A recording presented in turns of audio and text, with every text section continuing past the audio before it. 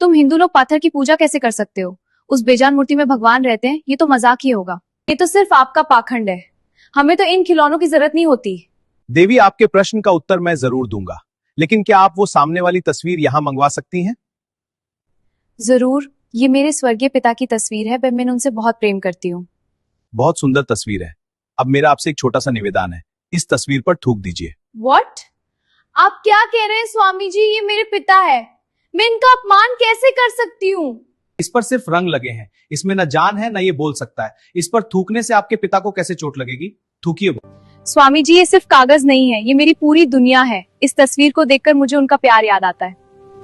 आप मेरी भावनाओं का मजाक उड़ा रहे हैं। बस देवी, यही बात मैं आपको समझाना चाहता था। जैसे ये तस्वीर सिर्फ कागज है, पर आपके लिए आपके पिता हैं। इस तस्वीर को देखकर आपके मन में प्रेम आता है। बिल्कुल वैसे ही हम हिंदुओं के लिए मूर्ति सिर्फ पत्थर नहीं होती, वो हमारे ईश्वर का प्रतीक होती है। उस मूर्ति के माध्यम से हम उस परम शक्ति को महसूस करते हैं। ये अंधविश्वास नहीं, ये भावनाओं का विज्ञान है। लेकिन मेरे मन में एक और बड़ा सवाल है, अगर बुरा ना माने तो पूछूं? पूछिए देवी।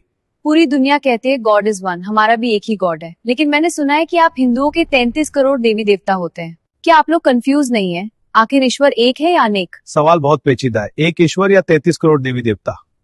देवी जी, सबसे पहले तो आपका सवाल ही गलत है। हिंदू धर्म में 33 करोड़ देवी देवता नहीं, 33 कोटि देवी देवता है। मतलब मैं कुछ समझी नहीं। हमारे वेदों में लिखा है 33 कोटि देवी देवता। संस्कृत में कोटि शब्द के दो अर्थ होते हैं।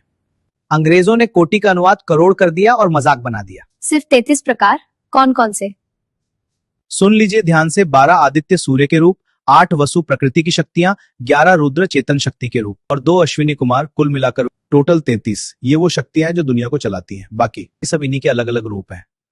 आपकी बात समझ आ गई कि 33 करोड़ नहीं बल्कि 33 कोटि देवता हैं, लेकिन फिर भी 33 ही क्यों? आपका भगवान ऑल इन वन नहीं है? ये एक गंभीर प्रश्न है। विद्या के लिए सरस्वती, पैसे के लिए लक्ष्मी, रक्षा के लिए हनुमान, इतने सारे अलग अलग भगवान की जरूरत क्या है? सीधा मुख्य भगवान से बात क्यों नहीं करते? जेनिफर, तुम्हारे देश को कौन चलाता है? हमारे प्राइम मिनिस्टर। तो क्या तुम्हारे प्राइम मिनिस्टर खुद जाकर सड़कों पर झाड़ू लगाते हैं? क्या वो खुद बैंक में बैठकर पैसे गिनते हैं? या खुद स्कूल जाकर बच्चों को ABCD पढ़ाते हैं? क्या इतने सारे काम अकेला प्राइम मिनिस्टर कर लेता है?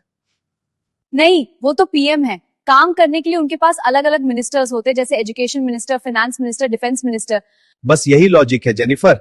हमारे परमात्मा एक ही है, वही इस सृष्टि के प्राइम मिनिस्टर है। लेकिन इतनी बड़ी सृष्टि को सिस्टमैटिक तरीके से चलाने के लिए उसने अलग अलग विभाग बांट रखे हैं। जैसे अगर तुम्हें नॉलेज चाहिए तो एजुकेशन मिनिस्टर के पास जाओ, यानी माँ सरस्वती।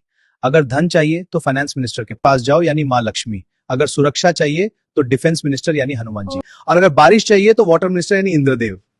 ओह, तो ये सब एक गवर्नमेंट सिस्टम की तरह काम करता है। बिल्कुल। हम अलग अलग देवताओं की पूजा इसलिए करते हैं ताकि उस विशेष शक्ति का लाभ ले सकें। लेकिन याद रखना जेनिफर, मिनिस्टर कोई भी हो, पावर उसी एक परमात्मा से आती है। वाओ, इतना ऑर्गेनाइज सिस्टम। आज समझ आया कि सनातन धर्म सिर्फ आस्था नहीं, पूरा मैनेजमेंट सिस्टम है। ईश्वर एक है लेकिन उसकी शक्तियां अनेक हैं। सही चैनल चुनिए, अर्जी जल्दी सुनी जाएगी।